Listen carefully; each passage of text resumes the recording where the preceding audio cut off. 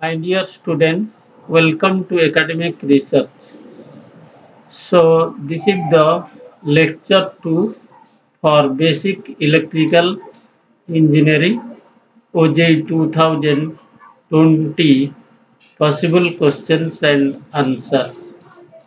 So in my last video lecture already I have completed up to question number 25. So in this video lecture, that is lecture 2, I will start from question number 26. So let us start the question number 26. So what is the increase in torque expressed in the percentage of the initial torque if the current drawn by the DC series motor is increased from 10 ampere to 12 ampere? So this question looking very complicated or very difficult because generally students uh, think that if problem means it is difficult, but practically this is a very simple question.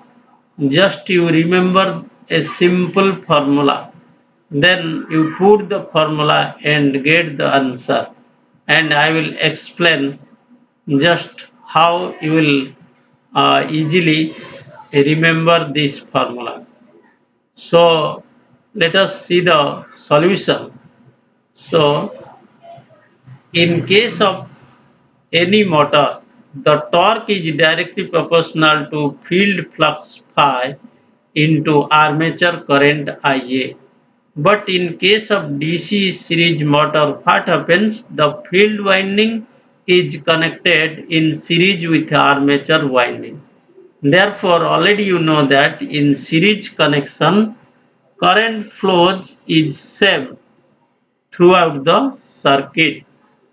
Therefore, whatever current flows in the armature circuit, the same current flows in the field circuit or field winding. Therefore, the armature current, field flux phi also proportional to armature current Ia.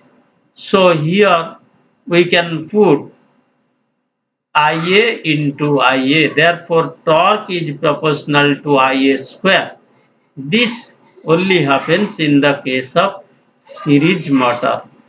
Therefore, so initial current how much? 10 ampere. So therefore, T1 for that is your initial torque is proportional to 10 square. Similarly, when current increases to 12 ampere, so T2 is proportional to 12 square. Therefore, you just find the ratio, that is T2 minus T1, which is equal to 144 by 100, that is 1.44. To find the percentage, what we'll do, just uh, subtract T2 minus T1 divide by T1, that is 1.44 minus 1 is equal to 0.44, that is 44%. So answer B is the correct answer. So next question, let us see the next question. The difference between two half power frequencies is called bandwidth. So correct answer is bandwidth, because already we know that bandwidth means what? This is nothing but a range of frequency in which uh, the maximum the maximum communication takes place, uh, that is called bandwidth. And the bandwidth uses half power frequencies, or it dissipate half power frequencies in at resonant frequency. Therefore, correct answer D is the bandwidth. So next question. the induction motor preferred to DC motor. So this is also a very simple question. Why induction motor preferred to DC motor?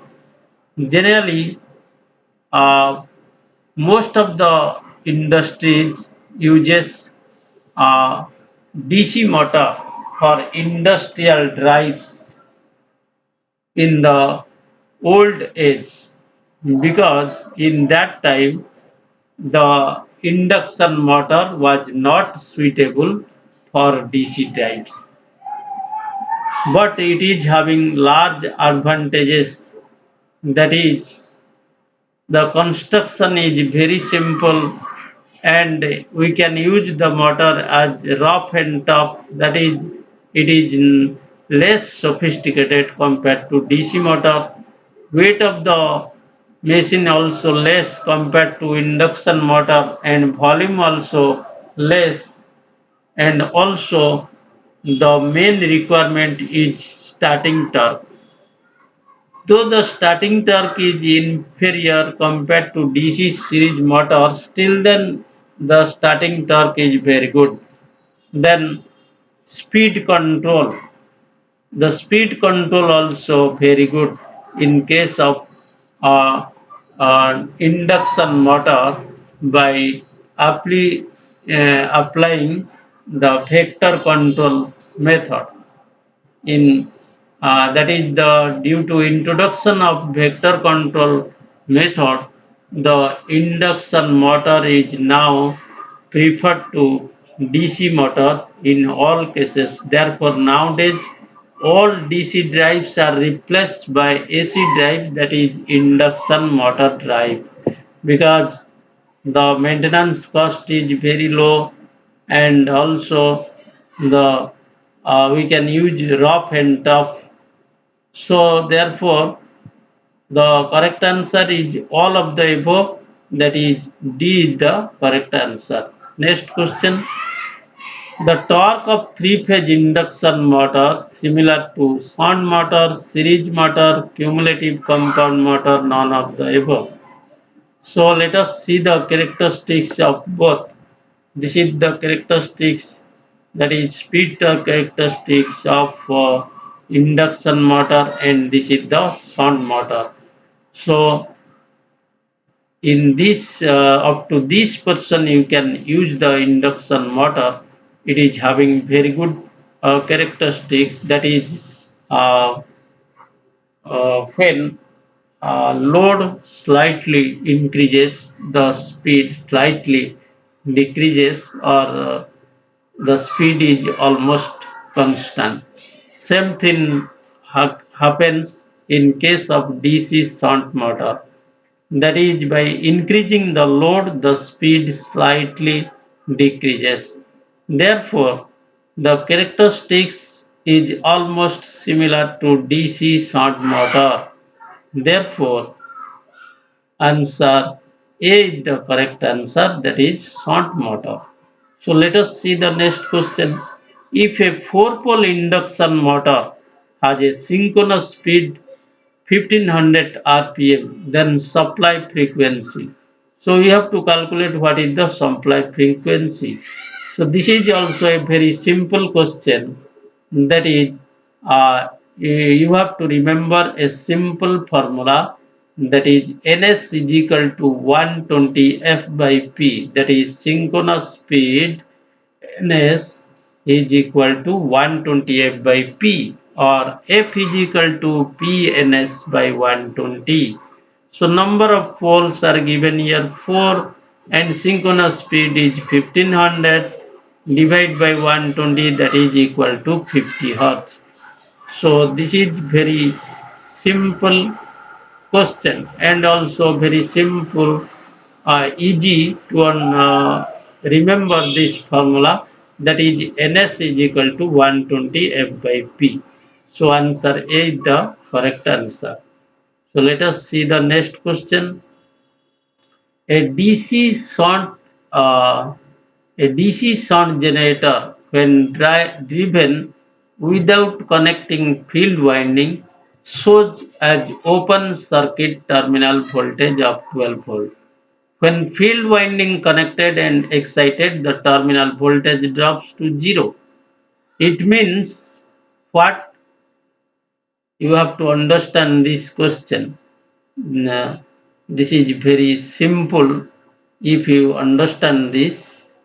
So when it is open circuit, it provides 12 volt without excitation of the field winding. It means what?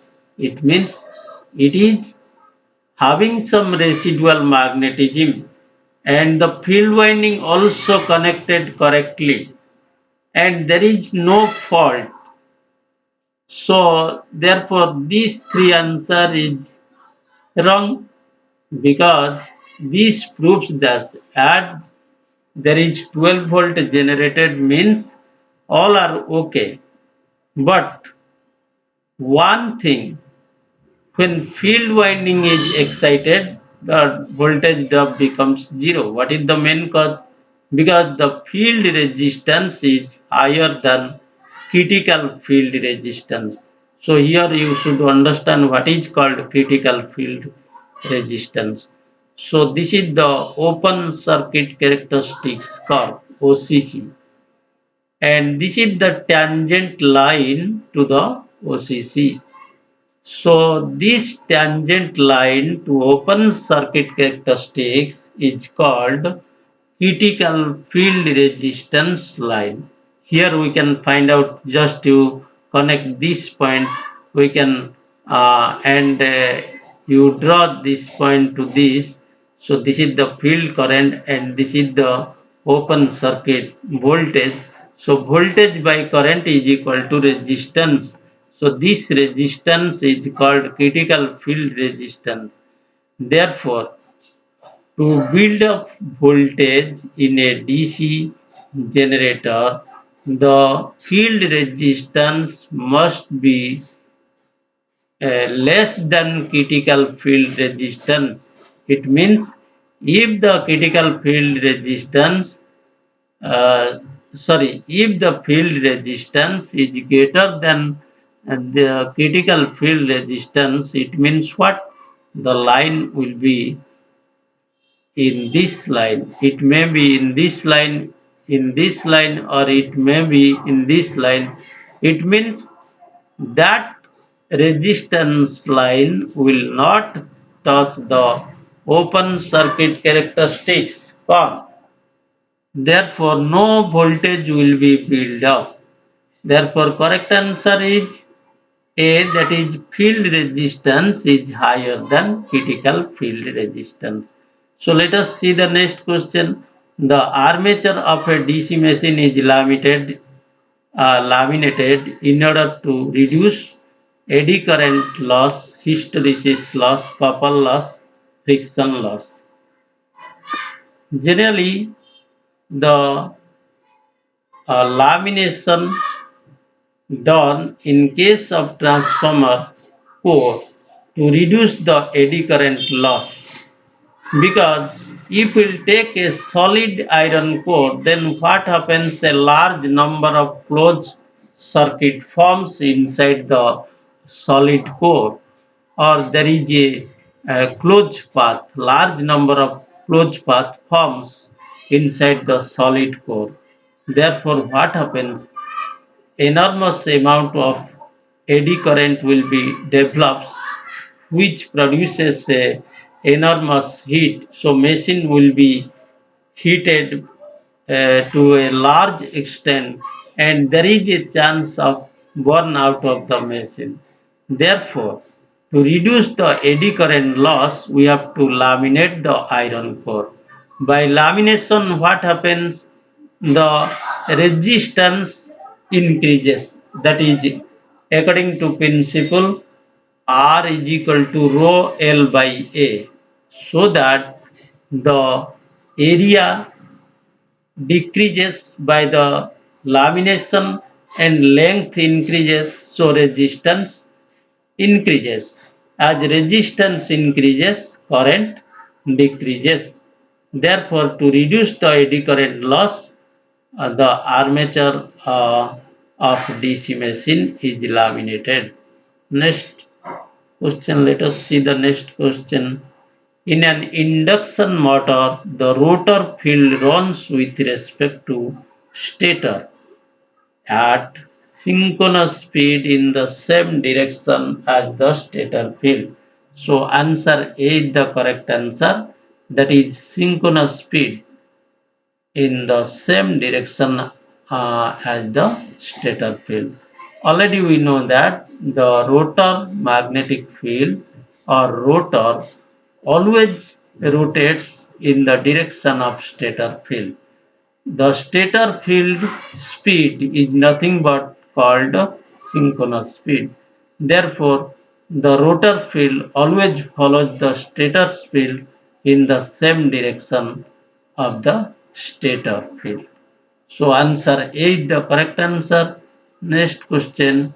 In an induction motor, if air gap is increased, then speed will reduce, efficiency will be improved, power factor will be lowered, then breakdown torque will reduce. So correct answer is power factor will be lowered because when uh, gap increases, it means if the air gap that is between rotor and stator gap, that is called air gap. If air gap is increases, then what happens? The um, current required to magnetize the air gap is very high because air having less permeability compared to iron core, that is stator or rotor core. Therefore, it requires high current to magnetize the air gap. Therefore, that is called magnetizing component of the current. So as the magnetizing component of current increases, the active component of current I cos phi decreases. Already we know that the power factor is equal to cos phi. So as I cos phi decreases, therefore power factor will be lowered. So answer C the correct answer. So let us see the next question. The open circuit test of a transformer gives copper loss, iron loss, friction loss, total loss. So correct answer is iron loss because when the transformer is open circuited means the secondary side is not connected to any load, so no current will be flow in the secondary winding. Therefore, the power absorbed by the transformer only utilized to meet the eddy current and hysteresis loss, that is nothing but the iron loss. Therefore, open circuit test of a transformer gives iron loss. Answer B the correct answer. Next question. Transformer transfer electrical energy from primary to secondary usually with a change in voltage. So correct answer is voltage. By changing the number of turns, we can change the voltage. That is step up or step down the voltage. So correct answer B is the correct answer. Next question. Primary and secondary of a transformer coupled magnetically, electrically, uh, then both electrically and magnetically, none of the above. So correct answer is A, that is magnetically, because both primary and secondary windings are connected or wound on a common iron core, but they are electrically separated by insulation.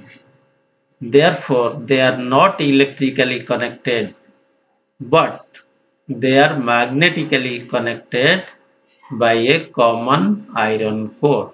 So answer A is the correct answer. Next question, the no load power to a transformer practically be equal to iron loss, copper loss, total loss, none of the above. So correct answer is iron loss because the secondary terminal is open, so no current flows in the secondary winding. Therefore, the power absorbed by the primary only utilized in the iron core, that is to fulfill the eddy current and hysteresis loss. Therefore, correct answer is the iron loss. Next question. Transformer having zero efficiency at full load, no load, half full load, none of the above. So correct answer is no load because already we know that efficiency is equal to output by input. Therefore, as no load is connected to secondary winding, so no current will be flowed. So output will be 0. So as output will be 0, efficiency also 0. So correct answer is no load. That is B. Next question. The steel used for transformer core has high silicon content, high permeability, low hysteresis loss, none of the above.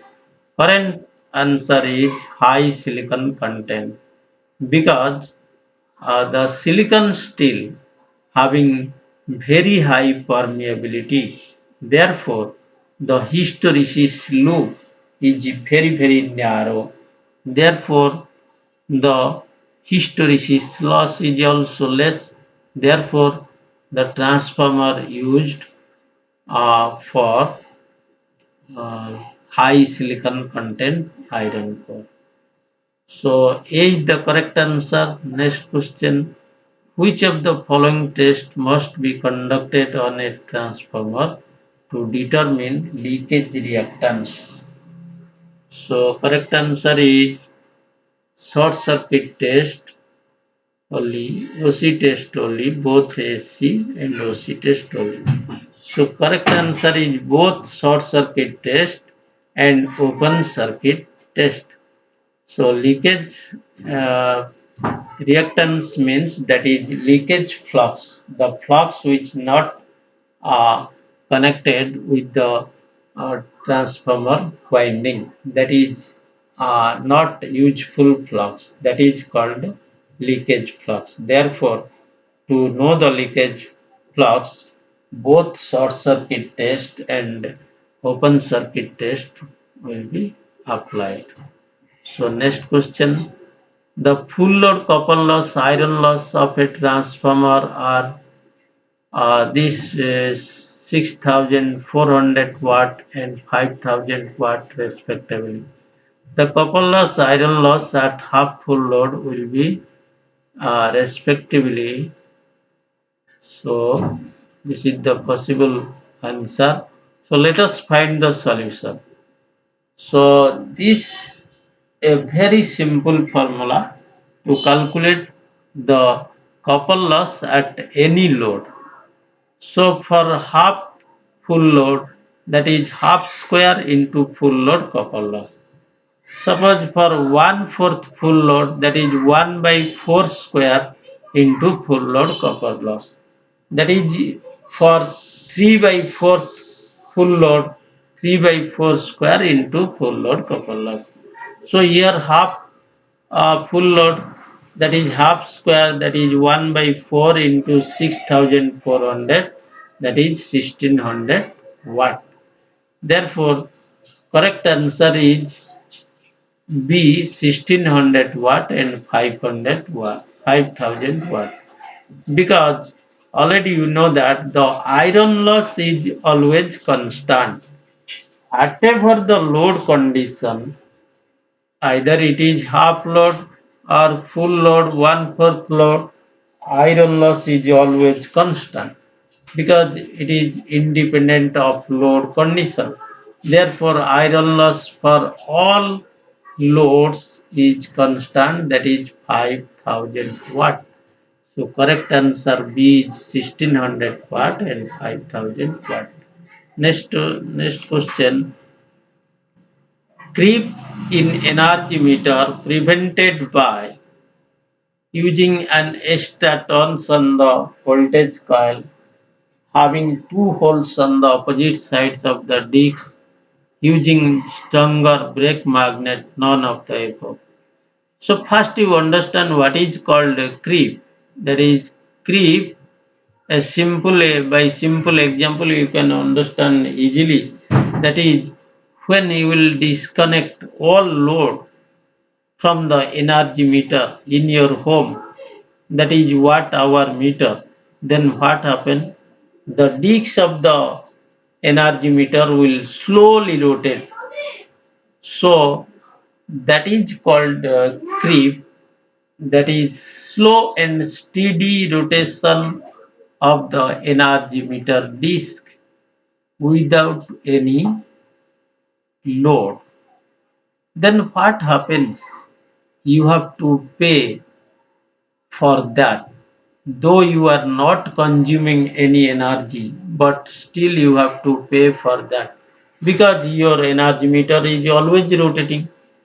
So, how will uh, rectify this problem? So to rectify this problem, we have to make two holes in the opposite sides of the disc. Then what happens if we'll make two holes? The main magnetic field will be distorted so that the magnetic field is not sufficient to rotate the disc. Therefore, the creep can be rectified. So correct answer is having two holes on the opposite side of the disc. So next question, 1 milliampere ammeter has resistance of 1000 ohm. It is to be converted to a 1 ampere ammeter. The value of shunt resistance is 0.01 ohm and 0.1001 ohm, 1000, sorry, 1 lakh ohm, sorry, 10 lakh ohm and 100 ohm. So this is also a very simple question. So the meter is, this is the meter which having the rated current 1 milliampere. It means the maximum current we can supply to the meter 1 milliampere. Then how we can measure 1 ampere current?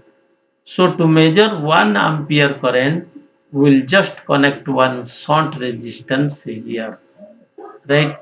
Therefore, 1 milliampere current will flow in the meter. The rest current, that is 999 milliampere current, flows in the sun. Therefore, what should be the resistance of the sun? This is very simple. So Im is equal to 1 milliampere. Then what is the shunt current? Already I told 9099. So then what is your VSH? That is voltage drop in the shunt. That is equal to Vm, same as meter voltage, because both are parallel. In parallel, voltage will be same, which is equal to Im Rm. That is 100 into 1, 100 into 10 to the power minus 3 volts, right? Therefore, RSS is equal to VSH by ISH, that is 100 into 10 to the power minus 3 divided by 999 into 10 to the power minus 3, that is 0.1001. This is the correct answer.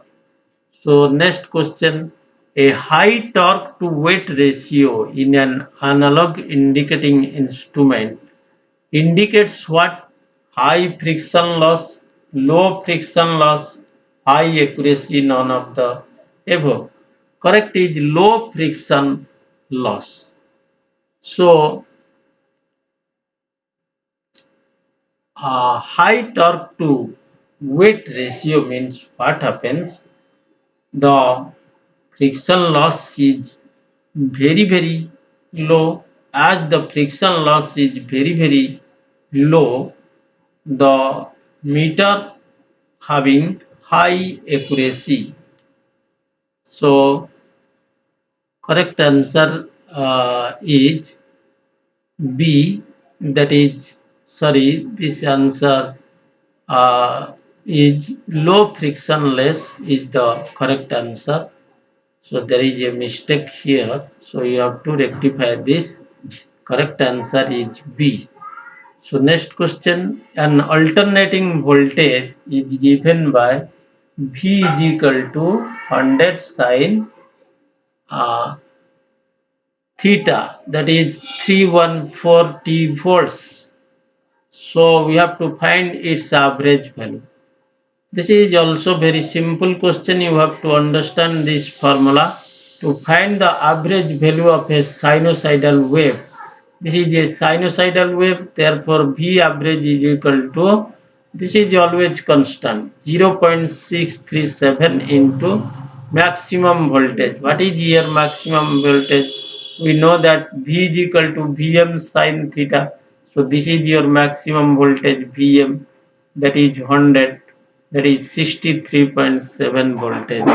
So answer C is the correct answer. Next question, a current wave is given by I is equal to this much, that is 4 plus 2 root 2, that is in the form of Im sine theta. This is also Im sine theta. So the RMS value in this case, how will find the RMS value? This is also very simple. So you can find here R square. So here 2 root 2 by root 2. Here we have divided by root 2 in the maximum value. But here we have not divided because this is not the maximum value and this is not in the form of I is equal to Im sine theta. Where I is equal to Im sine theta, in that case we have to divide by root 2. Therefore 4 square plus root 2 square, sorry, 2 root 2 by root 2 square plus 4 root 2 by root 2 square is the RMS value, which is 6 ampere. Answer B is the correct answer. So next question, an alternating voltage V is equal to Vm sin phi is applied to a pure inductive circuit. Then current equation will be Im sin phi minus pi by 2. So this is the correct answer because already we know that in a pure inductor the voltage leads and current lags. As he is asking what is the current, therefore current always lagging to voltage by an angle 90 degree. So lagging means the negative sign here, leading means positive. As current lagging here, therefore it is phi minus pi by 2. So answer B is the correct answer. The next question, the EMF is given by E is equal to 8 sin omega t plus 6 sin 2 omega t volts. The RMS value is how much? This is also already I told you, when it is in the Im sin theta form, then what we will do? 8 by root 2 Im by root 2 square plus 6 by root 2, that is also here Im 6 by root 2 square, the whole root over 7.07 volt. So answer C is the correct answer. Next question, a coil takes a apparent and reactive power 100 volt ampere and 80 volt ampere reactive respectively. The Q factor. Already we know that Q factor, this is a very simple formula you have to understand, that is reactive power by active power. So here reactive power by active power. Here reactive power is given, apparent power is given. Therefore, we have to find out what is active power. That is apparent power square minus reactive power square is active power. Therefore, 80 by 60 is equal to 1.33. So, correct answer is A. So, let us end the session here. That is lecture 2 for basic electrical engineering for OJE 2020. So, um, like this, there are so many important questions are there. I will start the lecture 3 series uh, in future. Therefore, first you have to complete lecture 1 and lecture 2 for secure excellent mark and for covering all syllabus, so that you can get maximum mark, and I am expecting around 90% of the question will come from this lecture series. Therefore, I will give you guarantee that you will be 100% success by watching my all lecture series video. Thank you very much for watching this video.